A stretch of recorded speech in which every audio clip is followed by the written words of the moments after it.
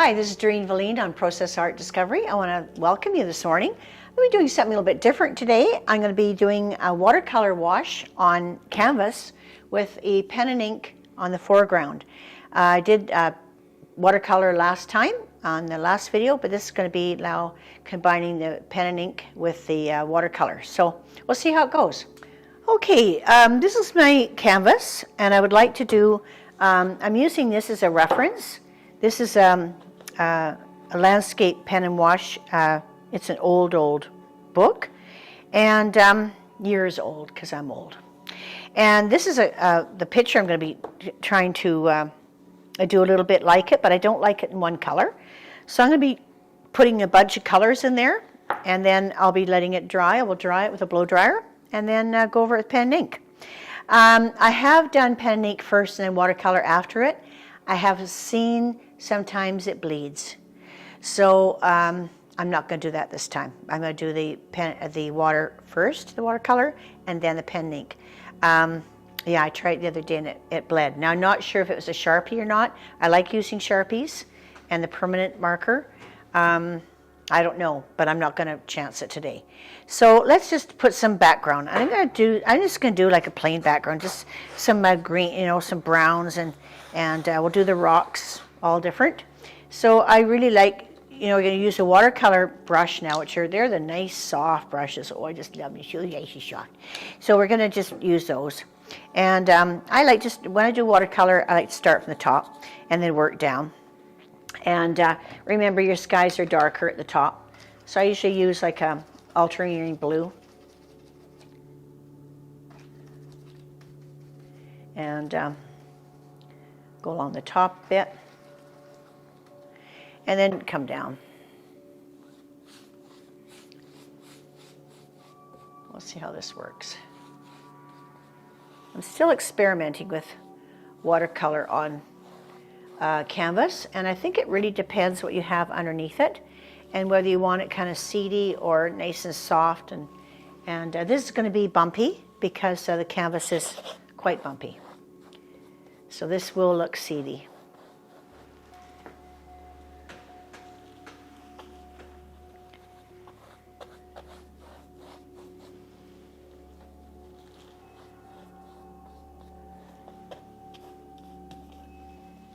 You see how fun watercolor is? You just go crazy. It doesn't really matter what you do here. It's kind of fun. Just don't need to be too exact. You can fill in all the spaces. Then you can make your clouds after. See, I mean, you can't say this is, you can't, people say, oh, you're so talented. Well, it's really not talent. It's just kind of having fun. And you keep having fun for years, and pretty soon you get a few things right. That's all it is. Just getting a few things right.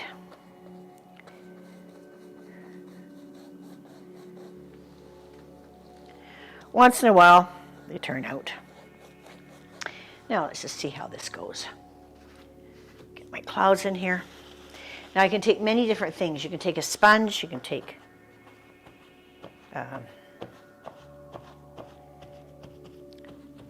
get rid of that. If I want it kind of faded out a bit, I can fade it out. I haven't got enough water in this, see? So my lines are staying. So that's the problem. I have to scrub them a little bit.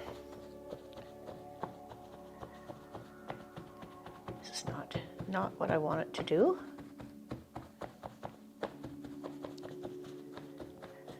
I don't really like that. So let's go over it again.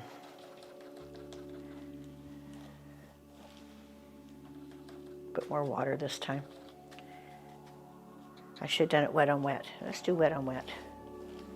So wet on wet is when you get all your canvas wet. Now this works on paper. I'm not sure if it works on canvas, because it's not as absorbent as water. I got a base on here, so.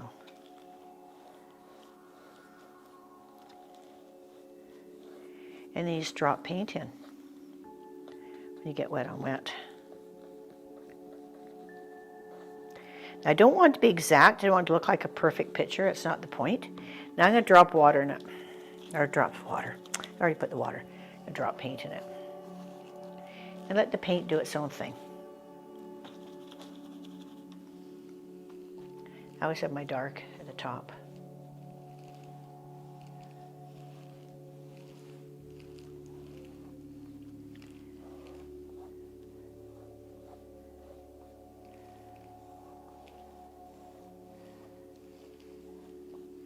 And the lighter down below.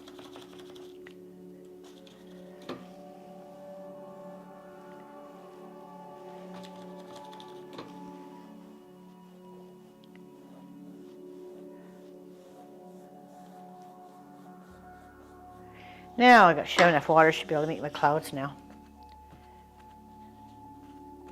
Just get rid of any of the lines. It's really basically what I'm doing. And remember, your clouds are whiter on the top than the bottom. If you look at clouds in the sky, there's usually a grayish tone to the bottom of them.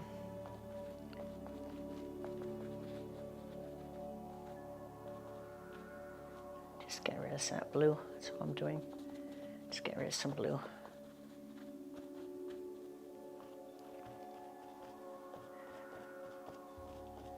And get rid of my lines. That's all I'm doing here. I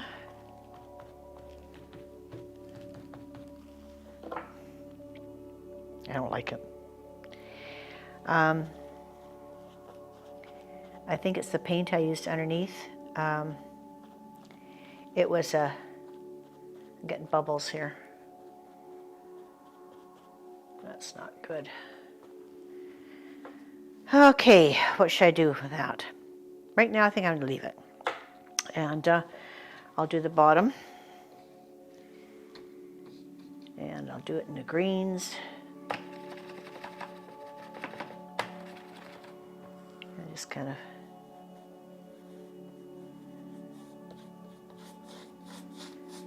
I really think it's the paint I used underneath. It was a flat house paint, and I think it's just too it's too hard, and it's not giving me enough what we called tooth the other day. So there's not enough tooth in it.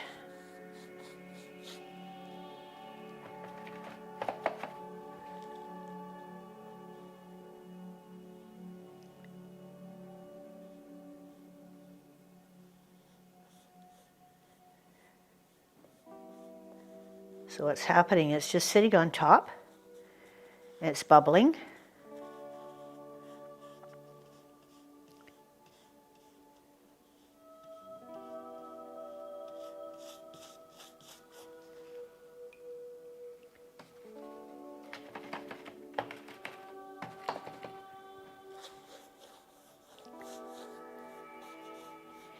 This one I don't mind if it's streaky because it's going to be all grasses anyway.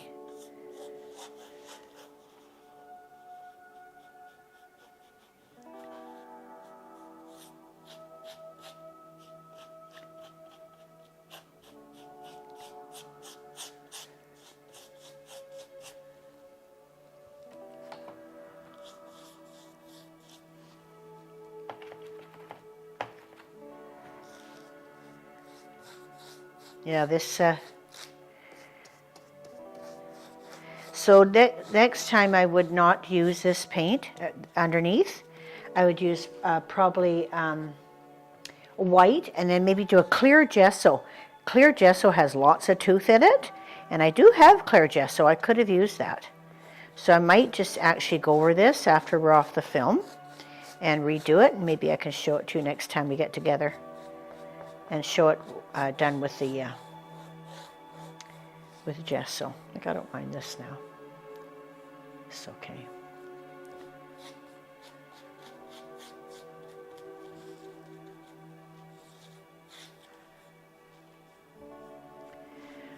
Okay. Now we've got rocks, and I'm not going to take too much time with this because don't have a lot of time to finish it, but I'm just going to show you basically. Remember, rocks have a shadow side. That'd be your gray, or you could do mauve. It's good too for a shadow side. And then your bright side is your browns and purples. And it's going to take a bit of time. And I do about every second or third rock, so they're not all the same color beside each other. So remember we talked about, in my very early videos, talked about warm and cool push. Well, that's what I'm looking at right now. This is a warm. And then you put a cool one beside it, or you'd use that for your shadows. I can do like a mauve. I'll show you here. Here's a blue. I could do a blue one here. Or I can do a shadow here. I got to remember where your sun's coming from, where your light is coming from. Remember that. You always have to think about your light. So if I'm going to do a shadow on this side of the rock, I have to have them on that side all the way across the whole picture. Okay?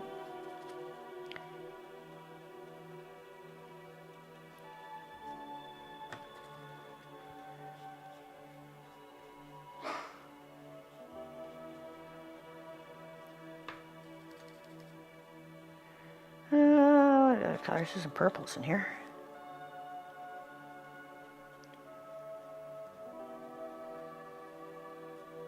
I don't want it kind of perfect. I want just kind of very loose, very loose. That's my objective this year, is to paint looser. It is a challenge for me, because I don't do it well. So there's my shadow on that side. I can make my shadow this side. I can do one this side, doing this side, doing that side. Okay, there you go. And then I can do a light side. The light side's here. Blend it in a bit. Don't have streaks. You don't need stripes. We don't want stripes.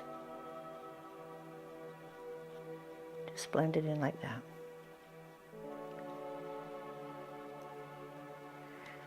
And then we do a little bit of mauve here, a little bit of black.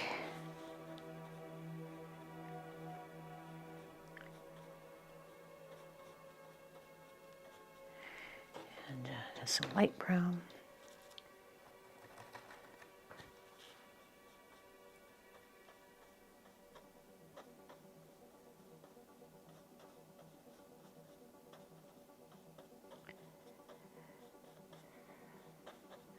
Okay, you got the idea. I've done enough. I'm going to finish that later. Now, I got to do the tree. Now I have to blow dry this.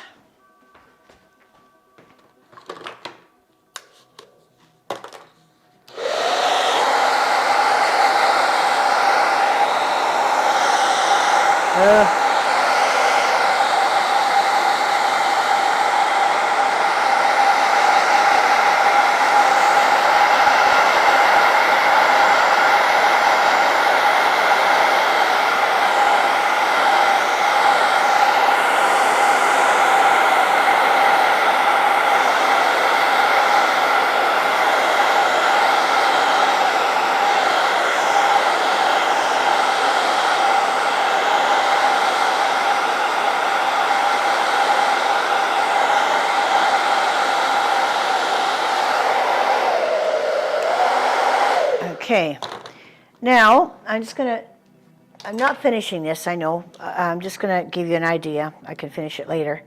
Now I'm going to do pen and ink. So I've got two different sizes of Sharpies here. One is a fine, and the other one is your normal Sharpie that I use like every day. Practically live with this thing. That one there. It's got a pretty good point on it, so I can use it for the main trunk. So I'm going to just show you what I'm going to be doing later. I'll be outlining these rocks like this. Okay, with the Sharpie, and very loose, like. Let it kind of flow once they're dry. See, that gives some shape now. So see, it didn't have to be so perfect on my rocks. You can make your rocks now any shape you want. And that one's almost out of ink. So then the main trunk, I want it kind of here.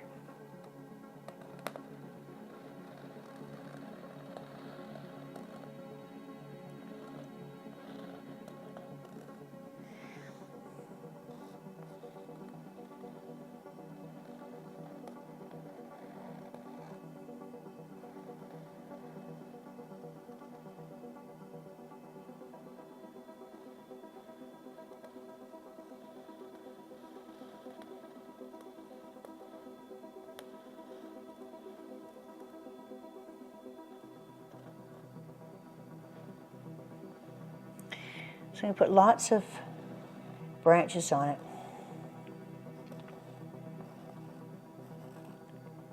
It's just an old tree.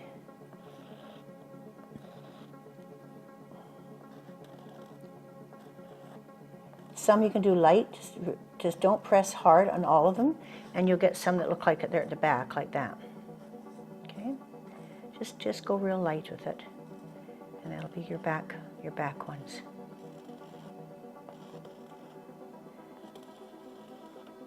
The ones you want in the front, you press harder.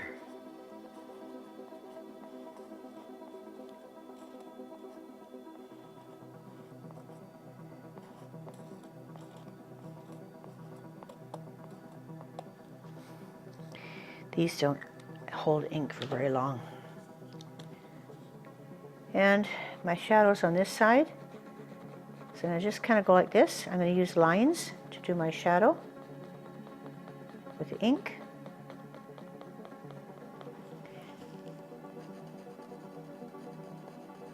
So it's left and under I've chosen. That's under, that's left. So the whole picture has to be right, has to be left and under. You never change it. Once you go and make a decision on where your shadow is, you have to keep it all the way through. I want it kind of messy. And remember, it has to take root. You always have to ground your tree. And I think I'll do another branch over here. And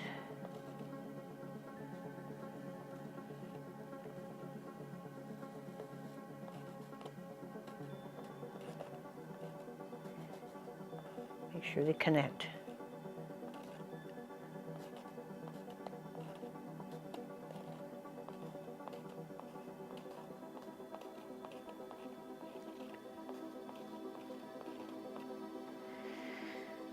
Okay, and then this is under. Your main branches, you can use your pen and go under.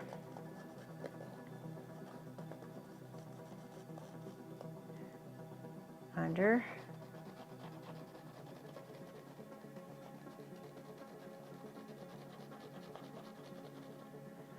Okay, and then the other ones you don't have to do that so much. Just do your main branches. Okay, that's sort of basically how this will happen. I'm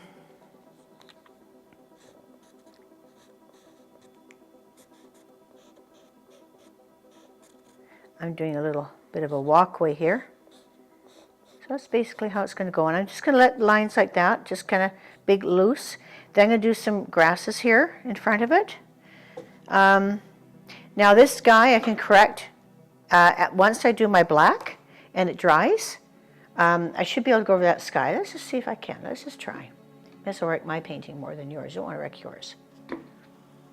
Don't care if I wreck mine. Let's see if I can. If it smudges or not. No, it doesn't. It's not bleeding at all. So there you go. You can actually correct your sky. And do whatever you want to it later. There you go. I'll probably make it smooth, the sky. Okay, so that's it for that one. And yeah, let's converse with this one. I'd like you to hear. I really would like to hear your comments on trying it on canvas, and let me know if you. I have tried Statler pens, but this is Office Works. These are Sharpies. And sometimes the Sharpies aren't as good as some of the, even the cheaper ones. So let me know what you think and some of your ideas. I'd really like to see them. And you'll have this finished next time. I'll show you when it's finished. I want to thank you for joining me today. This is Doreen Velin on Process Art Discovery. I just ask you to keep subscribing. And if you haven't subscribed, please do. And if you could really share some of your thoughts on pen and ink, if you've done watercolor on canvas, let me know what's happened for you and what's worked for you, what hasn't worked, because that's how we share ideas and we learn from that. So thanks a lot.